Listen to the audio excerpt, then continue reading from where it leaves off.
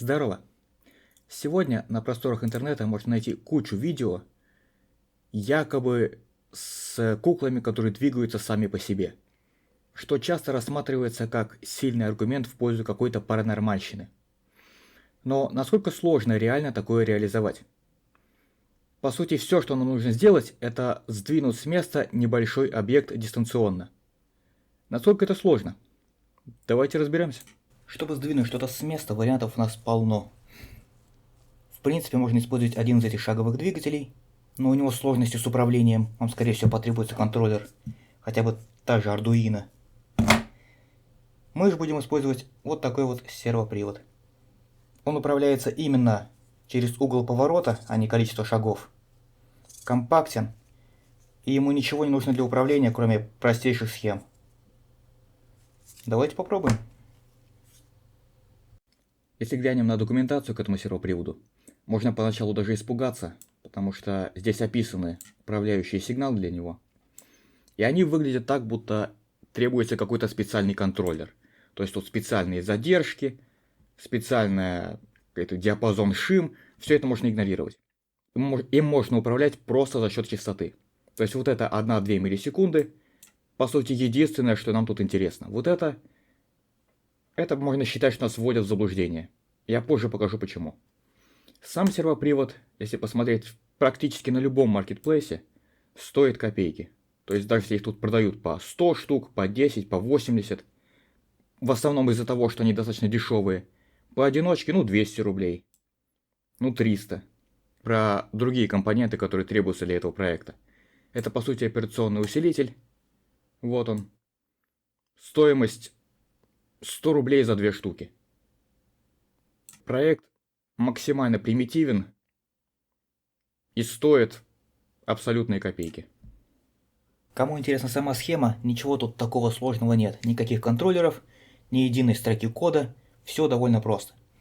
Это единственная микросхема LM358, операционный усилитель, у которого одна часть собрана в виде просто генератора прямоугольных импульсов, но мы их не используем, и берем напряжение с конденсатора, которое примерно похоже на треугольное. И далее мы это напряжение просто сравниваем с некоторым опорным, от чего меняется длительность импульса. Это буквально все, что нужно для того, чтобы управлять серводвигателем.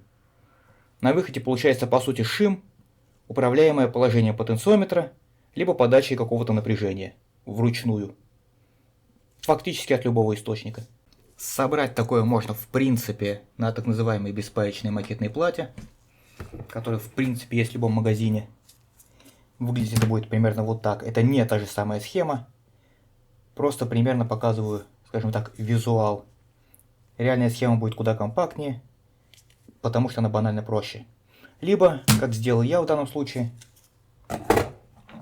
это сделал отдельную печатную плату. Если кому-то будет интересно, потом сделаю видео, как именно они делаются в моем случае. В принципе, это все, что нам нужно. То есть управление, питание и платка размером буквально несколько сантиметров. Сильно переживать о точности схемы нет никакого смысла. Управляется она очень просто. Все, что по сути важно, это длительность самого импульса. То есть можно фактически менять просто частоту. Этого достаточно. Сейчас я не меняю ни шим, ни какие-то другие параметры сигнала, только частоту. И в принципе уже этого достаточно, чтобы управлять углом поворота обычным генератором прямоугольных импульсов. Понятно, что мы хотим, чтобы эти движения были более плавными, поэтому менять значение будем в аналоговом формате, а не через цифру. Но идея сохраняется. Жуткой куклы у меня не нашлось, пришлось печатать самому. Вот такая вот башка, решайте сами, кого он вам напоминает, или она, и как его назвать. То, что условно заменяет ему плечи. Здесь у нас имеется карман, куда непосредственно вставляется сервопривод. И вся эта конструкция соединяется через крепеж, который идет в комплекте к самому серводвигателю. Ну и, соответственно, ответной части на шее нашего товарища. Давайте соберем и посмотрим, что из этого выйдет. Сразу скажу, что в принципе любая кукла или любое другое устройство, куда вот этот сервопривод можно вставить, а он достаточно компактный, в принципе годится для этих целей. Совсем не обязательно для этого печатать что-то самому.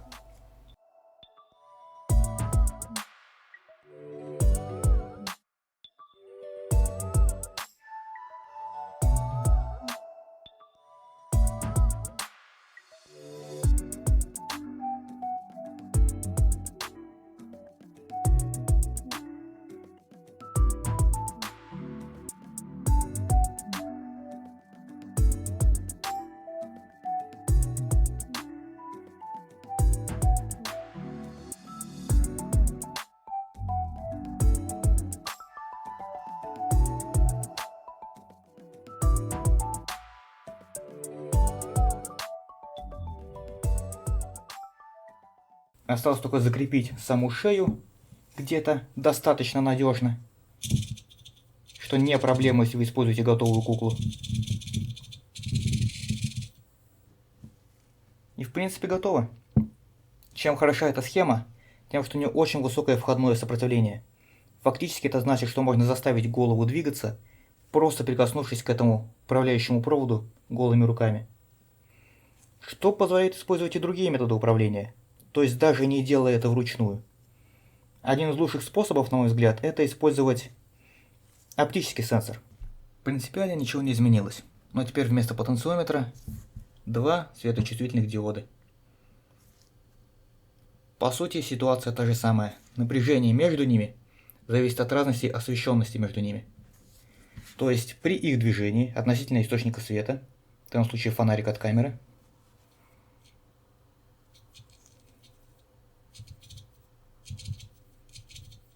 ну а также если кто-то пересекает луч света, создает тень и просто находится рядом,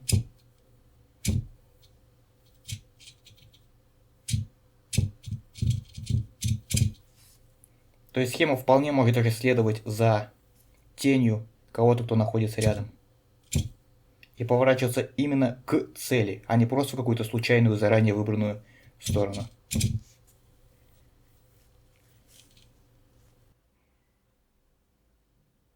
Если правильно снимать, особенно через камеру видеонаблюдения, получается очень даже неплохо.